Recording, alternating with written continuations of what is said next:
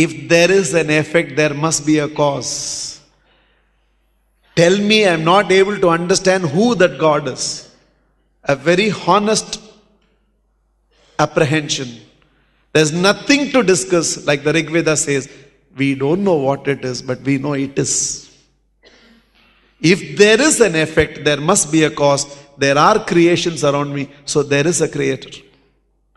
That brings us to the most important question to ask, which the first set of spiritual scientists asked this question. Then who is this God? The second law of cause and effect. Effect is nothing but cause itself in a different form. Effect is nothing but cause itself in a different form, in a different manifestation. The creator is embedded inside the creation. Aren't the sun rays the sun in a different form? Isn't the gold necklace gold in a different form?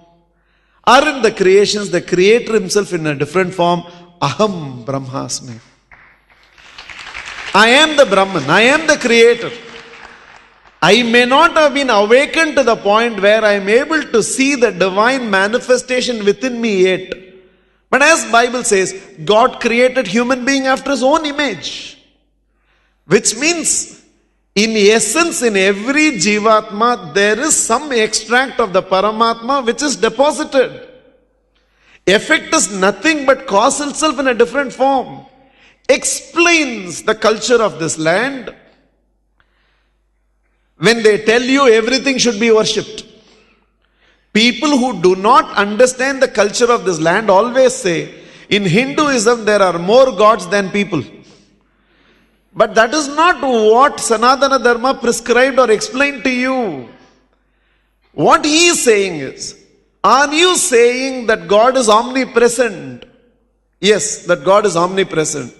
If that God is omnipresent, is that God there in your parents? Yes. In every creation, creator is embedded.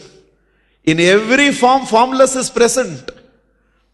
After all, in the presence of that formless only the form functions, otherwise it does not function. So in my parents also that formless is present. Then God is present in your parents, which means your parents are God, worship them. Is it present in your children? Yes. Then even children must be worshipped. Is it there in your spouse? Spouse must be worshipped. Is it there in your money? Oh, definitely there. Lakshmi must be worshipped.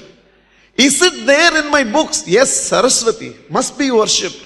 Is it there in the equipment? Yes, Durga must be worshipped.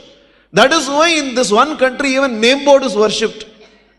Bike is worshipped. Bull is worshipped. Cow is worshipped. Buffalo is worshipped. Because if you say the creation is nothing but creator embedded.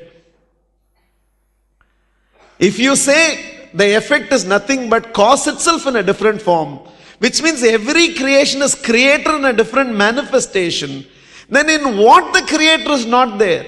And if the creator is in everything, what cannot be worshipped? Is it there in the moon? Yes, worship it. Is it there in the sun? Yes, worship it. Is it there in the stars? Yes, worship it. Is it there in fire, air, water, space, earth? Yes, worship everything. Is it there in the snake? Is it there in the tree? Is it there in the rivers? Is it there in the mountains? Is it there in the valleys? Yes, worship everything. And he had the courage to ask this question. Is it there in you? Yes, even in me that formless is there. That is why I am functioning. Because in the absence of which I will not function. So as long as you are breathing, God is still beating inside you. Worship thyself to Aham Brahmasmi. Not out of any arrogance for who I am, but out of reverence to who is inside me. Not who I am. Who is within me is worship. So when I bow down to you, I am not bowing down to your MBBS. I am not bowing down to your CA. I am not bowing down to your MBBS BE. I am not bowing down to the money. I am bowing down to the divine presence within you. That is why it said, I in spirit and you in spirit are one and the same.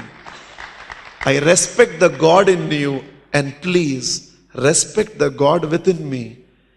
We may be playing all the fool outside, but deep inside there is a divine presence.